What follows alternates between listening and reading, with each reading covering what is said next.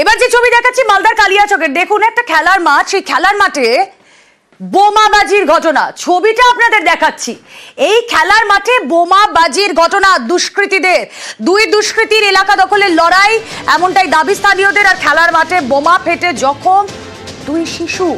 বোমাবাজির পরে ঘটনাস্থলে কালিয়াচক থানার আইসি। মালদার কালিয়াচকে খেলার মাঠে বোমাবাজি, কথা বলবো, আমাদের প্রতিনিধি সেবক রয়েছেন সঙ্গে। সেবক, বোমাবাজির কারণ কি? এলাকা দখলে এই রকম বোমাবাজি? একদমই, দেখো ওই এলাকায় গত রাত থেকেই দুই গোষ্ঠীর মধ্যে গোলমালের ঘটনা ঘটে। সেই সময় কিন্তু উত্তপ্ত হয় পরিস্থিতি।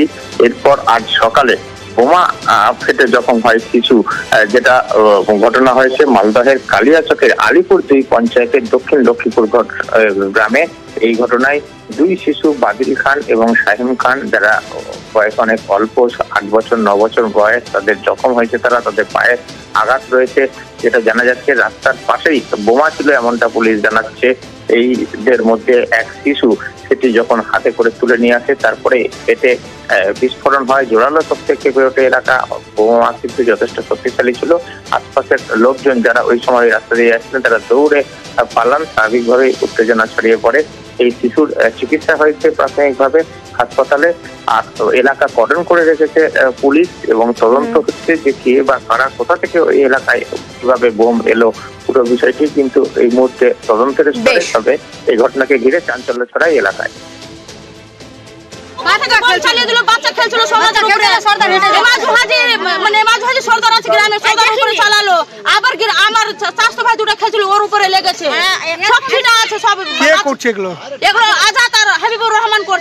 সরকার এদিক থেকে আসছিল আর উপর থেকে বোমটা ফেলে দিয়েছে সরকারের উপরে। সরকার পিছনে ঘাসকে গেছে, আমার দুটো বাচ্চাকে লেগে গেছে।